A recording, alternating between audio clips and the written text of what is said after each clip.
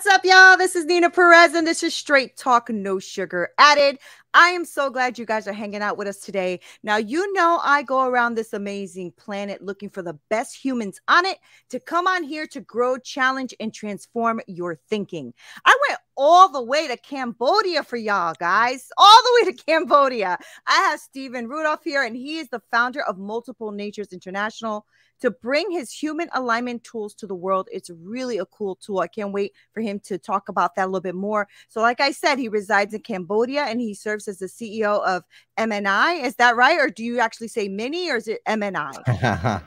Yeah, we say MNI. I have a Mac Mini. I do have a Mac Mini though. But the company is MNI. I love it. And he continues your exploration in ancient Eastern wisdom and his application in helping people become more aligned. And you know what, Stephen, that's what I like to talk about here, because I think a lot of us are being challenged with way too much information or way too many things. And it's nice to discover who you are, so you know exactly where you want to go or where you want to go. So Stephen, thank you for coming to Straight Talk. Thanks for having me, Neena. Yeah, I know it's almost not almost. It's bedtime for you down there, Stephen. So. No, I have some energy still left in me. Good. Thank you for being on. I appreciate it. I have a really great audience. They're always asking questions, always following the people that come on the show, things like that. So I want know a little bit more about you, and then we'll get into everything that you do. So tell us a little bit more about who Stephen is. Okay, so the question is always like where to start, right? I want to keep it in a nutshell, and I think probably the greatest pivotal moment for me was when I had just graduated from college and I wanted to be a rock star, and I moved to New York City to find my fame and fortune there, and I found out really quickly that aspiring rock stars don't make any money, and so I had to get a job to pay the bills. And so I was walking down the street and I saw this sign that said wanted English teachers. And so I had a degree in English, actually. And I thought, all right, I speak English, I have a degree in it. How hard could it be? And I got this job just to pay the bills, right?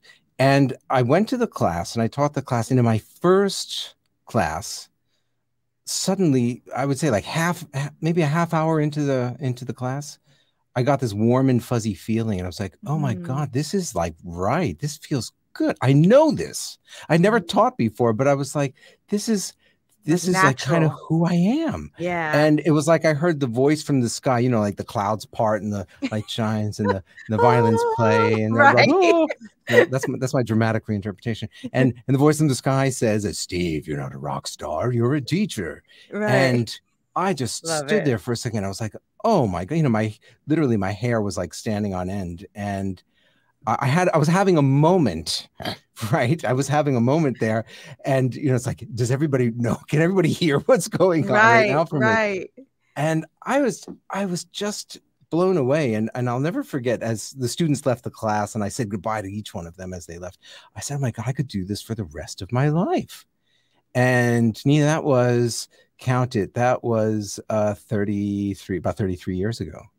And I'm still an educator, and I still get the same level of being jazzed by it, although I'm teaching different things than I was. But nonetheless, I understood my nature, my fundamental nature, to be that of an educator or a guide. That's what I understood. I didn't have the words for it, but I kind of knew there was something about it. So that was like. So, I mean, there's more into it. So, I mean, if I'll speed up the next parts, I decided to open up a school where my idea of the school would be everybody would know who they were. So, you know, little task. Right. Because I was indignant. I felt like, you know, how is it that I just found this by accident? You know, what if I had looked up when I was walking down the street and I saw a sign that said, you know, wanted, you know, travel agents or something like that? You know, I don't know, maybe I would have wound up in Cambodia anyway. Right. Yes. And so I was thinking of opening up this school in New York, and a friend of mine was in India, and he's like, hey man, don't open it there. Come to India and open it up. And so I was 23 at the time, and I thought, oh my God, like that would be incredible. And I went to Japan for 3 years. So I got a master's in education, saved up about $30,000 so I could have a nest egg to start with. And then when I was 26, I moved to India at that time. So that was in 94. Wow.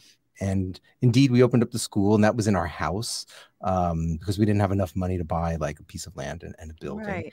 And slowly we built up the school. And the concept of the school was every kid would know who they were. So by the time they graduated, they knew which direction that they would head in. They understood their natures, their basic talents, and they would be able to figure out their life path without, mostly what I see is people graduate from college and then they start asking the questions like deeply, like, who am I? Who am Or I? sometimes midlife, So I wanted that to happen like earlier on. So that was my, and Do you the long think and the that short of it. I'm sorry. Go ahead. Go ahead. I was No, I going was to say gonna the ask long you. and the all right, ready, rock, paper, scissors. You go. All right. So the long and the short of it was that the school eventually grew to about 2,000 kids. And I started to bring the method that I developed for helping kids figure out their talent to other schools. And then 2015, I left after 21 years in India. So it was a long time. And then started to bring the program elsewhere, like all over the world. So that's kind of like how all that happened. And now I call multiple natures. That's the concept.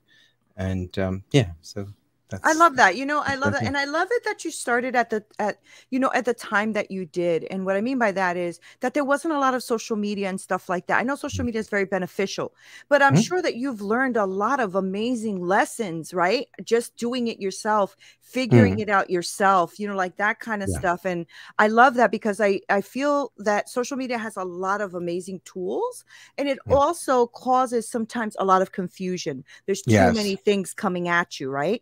Absolutely. Right. So it's nice that you had those moments where you can pour into them and they can actually sit there and absorb what's happening, as opposed to the 50,000 things coming at us. Sometimes I don't think that's beneficial, so exactly. I'm glad you did that. It's so interesting that you say this, because I've been meditating on this one point for the last few days. And I'm sure that many of the listeners have this experience where you've got a business or you have a consulting practice or coaching practice or whatever it might be, and you want to grow it. And so then there's a tool for that. And then when you go into that one, there's another sub tool for that. And then when you're doing that, then of course you might need a chat thing, and then this thing and that thing. And before you know it, they're like, and each one of those has boot camps and courses. So it's like, there's no end to it. There's no end.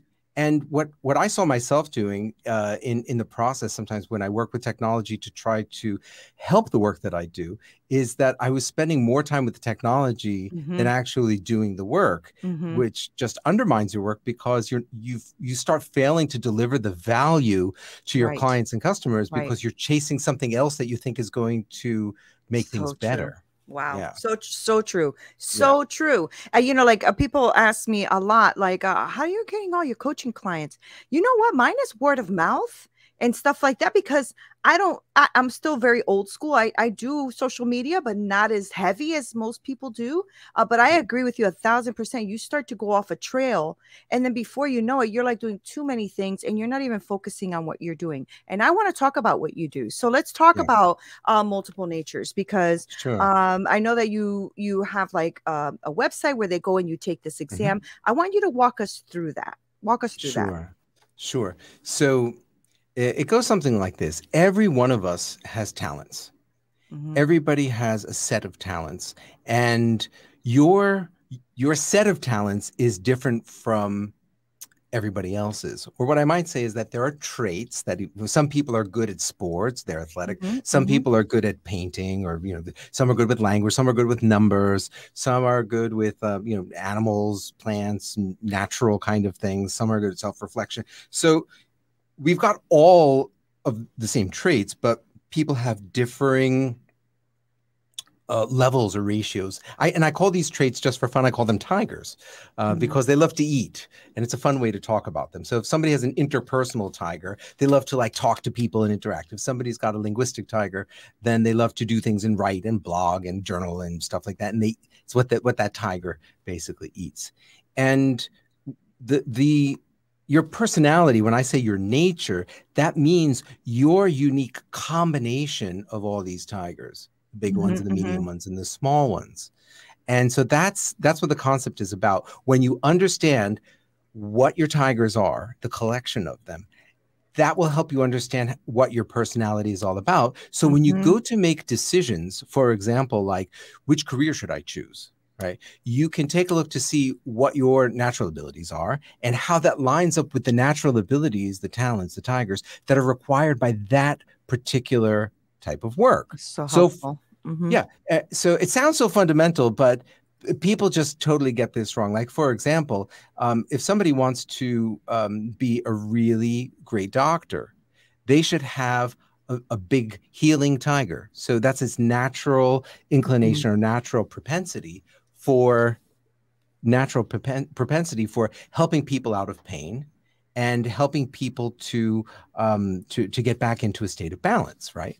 And mostly what happens is that people focus on the exams and getting into medical school and something like that. And they might not have that healing. They know that doctors make a lot of money. So it's all good and well until they actually start working with patients. And then what happens when you don't have a really big healing tiger, it's like, oh, Mrs. McGillicuddy is complaining about her, like, this particular problem. It's like, oh, God, again? And so it becomes an irritation for them. And then there's like this line of people either outside their door or calling up trying to book appointments. And it's like one pain in the neck after the next. I've got this cough, I got this thing, and it's that thing. And it's like, oh, man. And you would have seen this when you go to one of those doctors, and we've all been to them before, who's just like really like a curmudgeon, like they're not happy with, you could just feel it. Or with like a server at a restaurant who's like, you said, this one's got a bad attitude, right? It's not that they have a bad attitude. It's just they don't have a interpersonal capacity, interpersonal tiger, or what I call a providing tiger, that tendency to want to help and give and serve. And we've also seen the opposite. We've seen doctors who are like really there to get, they call up and they follow up with us and we feel cared for, or a server at a restaurant, and they remember who you were from last time. They remember what you ordered last time. They do little nice things for you. And you're like, oh my gosh, this person really gave great. Then you give like a super big tip. So it's not that that person's necessarily a nice person. It's just that their tigers, their natural abilities are aligned with what they're doing. Right. That's good. That's good. And that's about 10% of the population.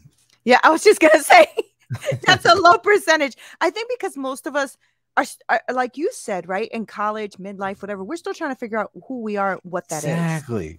So we try all these multiple things, or we do the thing that our family wanted us to do, or the thing that makes us money. You should never be a doctor, by the way, if you're just going in it for the money. But that's what we do. That really is what we do, right? I've spoken to friends who are, come from very conservative backgrounds where their parents, you have to be a lawyer or you have to be a doctor because that's everybody in our line has done that. Or you have to be a police officer or go to the military because everybody in our line has done that. And when people break away from that, the family gets upset, right? Totally. Yeah, but when I was in France a couple of years ago, I did a workshop, and there was one guy who was police officer, and he was a captain or whatever it was of his team there, and he in a moment of vulnerability, we had a beautiful mood and atmosphere set up that allowed people to be authentic and to share really. He expressed that all of that machismo, or I don't know what the French word is for it, but that macho attitude was just not him. And it was, he had to put that on, but he was this sweet and loving, caring sort of person who was more providing and who was more healing. But he wasn't that adventurous, protective, kind of like rough and tough sort of guy. And that caused him a lot of inner turmoil because he couldn't keep up that charade. Right. He couldn't keep it, and it was killing him. And he was in his late 40s at the time. Yeah. And so, it was in his family. So he had followed in family footsteps, but it wasn't him. It wasn't his nature. And then it comes back to you in your, 30s, 40s, whenever it is. And usually at a bad time when you've either got kids who have to go to college and you've got payments still to make on the house and on cars and stuff.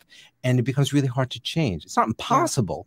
But it's just tough when we don't follow our natures from the beginning. So tell me how you how do people find out, right? Like, so, our Mm. audience is listening right now and they're hearing what you're saying. And I know that there are a lot of people who are feeling this right now, Stephen, Yeah. because I deal with them right now in my coaching practice, right? People who have been CEOs forever and they're like, I don't want to do this shit anymore. You know what I'm Absolutely. saying? Like, Yeah. and I'm like, I totally get that, right? So then we try to discover what that is for them. Yeah. So tell me how does somebody go about learning this, or how did you put this Yeah. together for people? What's that Yeah. all, how, I So, don't know. My mind is just like yeah. going. So like when I was in my school, I was looking at the natures of people. Like I was trying to understand what makes people tick. And I looked at different psychometric models, like different models of psychology that talk about what makes people who they are. And I didn't really like the models that I saw. They were somehow very restrictive and limiting. They would put people in boxes and say that, somebody's like, you're one of 16 types of people, right? Or you're one of Mhm. 9 types of people. And I didn't like that because I felt that it sort of, it did not focus on the uniqueness of people, what makes people Right, different from each right, other, as right. opposed to kind of like, everybody can be lumped into this box together. And so one of the models that I like very much is Howard Gardner's model of multiple intelligences, which says that there's more than one way to be smart. And that's what I was referring to before about being Mm, smart with your body, or being smart with language, or being smart with people, or being smart with numbers, or with the natural right. environment. So those are different ways to be smart. So I liked that model, and I use that model today. So this way, Okay. if somebody, for example, wants to go into medicine, let's just say surgery or dentistry, right? You have to have really good dexterity. Right, right, And are people even thinking about that? right. So that Right, it's like you do all those tests and stuff, and suddenly you get become a dentist, and then like 90% of the time your fingers are in somebody's mouth. right. That's where your hands are all the time. So this is one of the models that I use in trying to figure out what people's tigers are. The other model I create, so that's a Western model I took from an Eastern sources. While I was in India for all that time, a friend of mine was a scholar in Sanskrit, a PhD, and he helped me get access to the wisdom of texts that were thousands of years old. And Oh, I nice. derived from my study there 9 natures, which are a protective nature, so this tendency to protect, serve, like when you're wear your mask, or put on that seatbelt, or don't litter, or join this movement or something like that. So Right. that's a protective nature, right? And then the next is an administrative nature, so getting the work done. An educative nature, so that's teaching. You can see that in me, right? A healing nature, so that's a tendency to help people out of pain. A creative nature, which is a tendency to ideate. An entertaining nature, which is a tendency to help people get amused and laugh and to be joyous. The others are providing nature, so the giving, helping, and serving. An entrepreneurial nature, which is a tendency to create value, or projects that scale, or companies, etc. And then the last is an adventurous nature. So that's a tendency to take risks. Yeah. And so what's interesting about this model is that it's like 3-dimensional. So it's like a left eye and the right eye. Like when you've Mhm. got binocular vision, it gives you a 3-dimensional perspective on the world. So the left eye is kind of like when you look at somebody's personality, these intelligences, and the right eye is the natures. And I'll just show you how it works. If somebody's protective by nature, they have this thing of finding mistakes and errors and wrongdoing and injustice, and their bodily intelligence is, it's a huge tiger. Let's call it that. So then what happens is they want to protect through the body. The protective thing Mm, needs to mm. express itself through the body. And so they'll be more inclined to join the police force, or or the military, or be a bodyguard or a security officer, because protect through the body.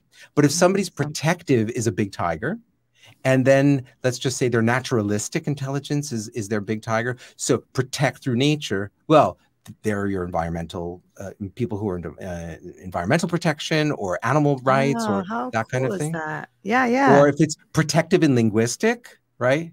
Protective, linguistic, and let's just say maybe the logical, the numbers. So you're good with language, you're good with numbers, and protect. Well, there's a lawyer, because you have to be like logical and linguistic, and you protect, right? So but that same set of qualities could also be used for cybersecurity. So you're protecting with Right. logic and language. And an example that I love to give here is my brother is a lawyer, and at the same time, he mid-career switched over to like cybersecurity. So it looks like a career change, but it's not, because the same tigers are being Same used. tigers are being used. Isn't that It's the engine interesting? underneath. The engine's the same. It's just that the chassis on the outside has been changed, but it's the same engine. So Right. you could, like, this is where the fireworks happen. You can start making all these combinations and you can understand what makes people tick, why people. So mine, just so you know, educative tiger is big, and entertaining tiger. You can hear in my voice and the examples I give, the way I talk, I'm a little bit dramatic, my linguistic, a little bit of my creative, so a little intrapersonal, self-reflective. So if you look at those particular qualities, that's what makes me unique, and that's what brings me out, and why I do what I do, and I do it well. Right. Yeah, that's awesome. So you can draw back to that. So the model is basically that, which is these set of qualities that I use. And anytime that you're dealing with psychometrics, you want to know what's the model underneath it. Is it the Big Five model? Is it a Jungian model? Is it the Enneagram model? So there's a model underneath it. So this is the model that I created. And you can see that it's really easy to understand. It's fun, it's friendly, it's flexible. And you could do it. If anybody wants to know, you could do a free test if you go to feedyourtigers.com. And what I'm going to do for our show is have a page ready, which is feedyourtigers.com/Neena. So we could have it in the footnotes, and I will have a page there with some of the information to make it easy for people to access. So you could do a free test, and you'll get at least the information about which of your tigers are the big ones, the medium-sized ones, and the small ones. So that's how the model works, and that's how people can access it and find out what your tigers are. You need to know. You need to know them. Do you ever recommend for people to feed their little tigers to make them grow? Like, is that something that you think they can do, or do you think whatever the tigers are what they are? That's a really good question. So I have some caveats here, and one of them is I would say to people, if you want to work on or feed some particular tigers, you should know why, especially the smaller ones. You should know why you're doing it, right? So, for example, if it's that I need to get that smaller tiger up to a level that's enough for me to do something else. For example, let's say your administrative tiger is not a big one, but you're an entrepreneur and you're running your company, and you can't afford to hire an admin or something like that. Now you need to do a minimum amount. Well, then sometimes it's necessary to get like a book like the, what is it, the 4-hour work week, or, Tim Ferriss's book, or to do something to improve your administrative ability. But at the same time, I've never seen cases, and there's all sorts of scientific evidence that I can give for this, where you can turn a quote, a small tiger. I don't want to say turn a weakness into a strength, because I don't believe in weaknesses and strengths. We could talk about that afterwards. But to turn a small tiger into a big tiger, I've never seen it happen. And there's all sorts of explanations that will explain why it's not possible to do that. So at the same time, I would say if you want to work, like, for example, I love to draw and make pictures, but my own, dexterity is not great. So I could never really become a graphic designer. Even if I worked really hard at it, it would be almost impossible. Or I would never be a good one, but I can get it up to the level where it can support me in the work that I do, or I can get pleasure out of doing it for a hobby. So that's important to recognize. It's like why you want to do it. And if your reason is because you want to become an expert at that and it's a small tiger, I say, look out. Don't do that, because it's not going to work. No, that's good to know, right? Because I think that a lot of us as entrepreneurs and stuff are, and I go through this with the women that I coach as well, because they're trying to do everything. And I'm like, you need to realize what you're good at, and then what you're not good at, there's somebody else that is good at it, and you should hire that person, and I, as entrepreneurs, I think, or solopreneurs, that's what we do. We have we're doing everything. And then we're realizing why we're frustrated, don't really, know why we started this business to begin with. Cause now we're angry that we can't get things done. But that makes so much sense, right? It's like, if I can draw a little too, I feel like I'm very creative. Right. So, but I don't draw, but I used to carve like cakes and stuff, cause I'm a chef. That's my career. I realized that yeah, I like that, but I don't like social media, or I don't like, creating all this other stuff over here. And I don't like, so I'm glad you said that, because I think it's more important for us to focus on the large tigers, or at least the things that are bringing us joy and pleasure in what we're doing, as opposed to trying to make that little tiger the big one. Yeah, that'll never Yeah, work. Yeah, yeah. absolutely. And what I explain to people is that when you've got a tiger that doesn't, or a set of tigers that don't fit a particular situation, or don't match up with the task, it's kind of like a shoe that's too tight or too loose. Mm-hmm, mm-hmm, mm-hmm. And we all have had that experience where, for example, somebody's really good at programming, right? And then they get moved up to, it's like the Peter principle, right? We rise to our highest level of incompetence. So they were a really amazing programmer. They were a good team lead. They were like a poor team manager. They were a lousy vice president, and they become a terrible CEO, right? Yeah. Right, And right. and what's not really explained in that clearly is why that happens. Right. And the reason that happens is because what makes somebody a great CEO or a great vice president or a great team leader is very different from what makes somebody a great programmer. And although you might feel like you're getting a promotion and you might get a raise, and so everything looks great, it's kind of like you have this fancy Steve Madden shoes, and then you paid a bomb for them, but they're killing your feet.